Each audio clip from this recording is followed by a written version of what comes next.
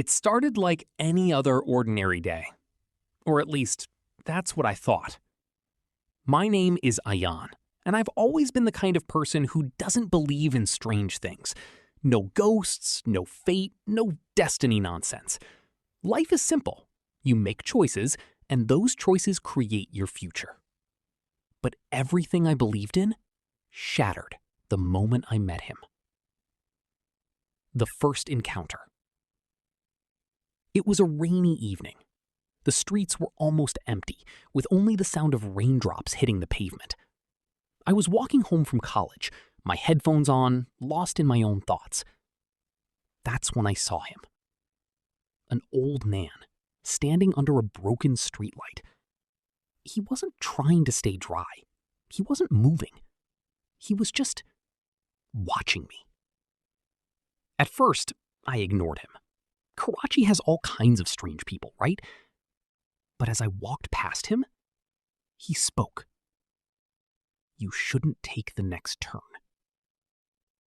I stopped. Slowly, I turned around. What? I asked.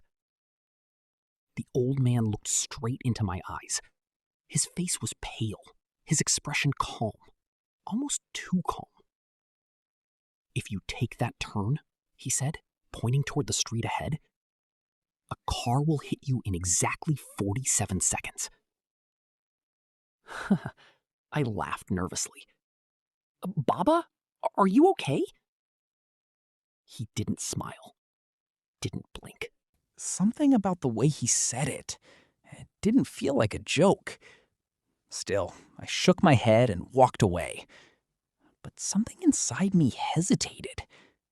What if... No, this is stupid. I looked at my watch. Without thinking, I decided to wait. Just for a few seconds. I stood there, counting in my head. 10 seconds. 20 seconds. 30 seconds. Then, screech! A loud crash echoed from the street ahead. My heart dropped. I ran toward the sound. A car had lost control and slammed into a pole, exactly at the turn I was about to take. People were gathering. Someone was injured. I stood frozen. 47 seconds. He was right. The second warning. I rushed back to the streetlight. The old man was still there, waiting. How did you know that? I asked, my voice shaking. He tilted his head slightly. Because I've already seen it. Seen what? Your future. I felt a chill run down my spine. That's not possible. He stepped closer. For a moment, I thought I saw something strange in his eyes, like reflections of things that hadn't happened yet. Tomorrow, he said softly, you'll receive a call at 2:13 p.m. So what? I replied. He leaned in. Don't answer it. Why? But before I could say anything else, he turned around and walked away into the rain. And just like that, he was gone. It's you. My breathing became heavy. This isn't funny. You don't have much time, the voice continued. He's not what you think he is. Who? The old man. A sudden static noise interrupted the call. Stay away from... The call cut off. I stood there, staring at my phone. My reflection on the screen looked different, scared, confused, and for the first time in my life, I felt like I wasn't in control anymore. The obsession. I needed answers. Days passed, but I couldn't forget him. I went back to the same street every evening, hoping to see the old man again. And then, on the fourth night, he appeared, standing under the same broken streetlight, like he never left. You answered the call, he said before I could speak. How do you know that? I asked. He smiled faintly. Because I remember it. My chest tightened. Who are you? He looked at me, almost sadly. I'm the only one trying to save you. From what? He didn't answer. Instead, he said something that made my blood run cold. You're going to die in 6 days. The countdown. I laughed. I had to. Because the alternative was too terrifying. Stop messing with me, I said. But he didn't react. 6 days, he repeated. What happens in 6 days? Silence. Tell me!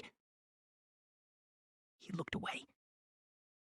It depends on your choices. That night, I couldn't sleep. Every second felt heavy. Every sound made me jump. Was he telling the truth? Or was I losing? Took you long enough. My heart pounded. Why are you doing this? His expression turned serious. Because I made a mistake. What mistake? He stepped closer. I trusted the wrong version of myself. What does that mean? Before he could answer, another voice interrupted. Don't listen to him. I turned around. And what I saw broke my mind. Another version of me, standing in the darkness. The final choice. There were 2 of them now. 2 versions of me. One older. One darker. The second one stepped forward. He's lying, he said. He wants you to follow his path. And you don't? I asked. He smirked. I want you to survive. The old man shook his head. He's the reason you die. My head started spinning. What's happening? The darker version looked at me. In 24 hours, you'll make a choice. What choice? He pointed at the old man.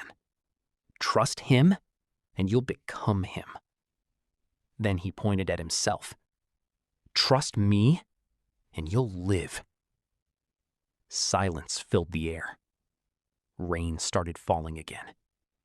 And I realized something terrifying. Both of them were telling the truth. The next day, at exactly 3:17 a.m., I stood alone at the same street. The broken streetlight flickered. I knew this was the moment. The choice. Footsteps echoed behind me. I turned around and saw myself smiling. And that's when I understood. The next day, I couldn't focus on anything. Classes felt meaningless. Everything felt off. I kept thinking about him, about the accident, about the way he said those words. At exactly 2:12 p.m., my phone vibrated. My heart started racing. Unknown number. I stared at the screen. 2:13 p.m. The phone kept ringing. I remembered his words. Don't answer it. But curiosity got the better of me. I picked up the call. Hello? For a moment, there was silence. Then, Ian? It was my own voice. I froze. What? Listen carefully, the voice said urgently. You made a mistake. You shouldn't have answered this call. My hands started shaking. Who is this? This is not the end. The real truth is still hidden. If you want part 2, type part 2 in the comments.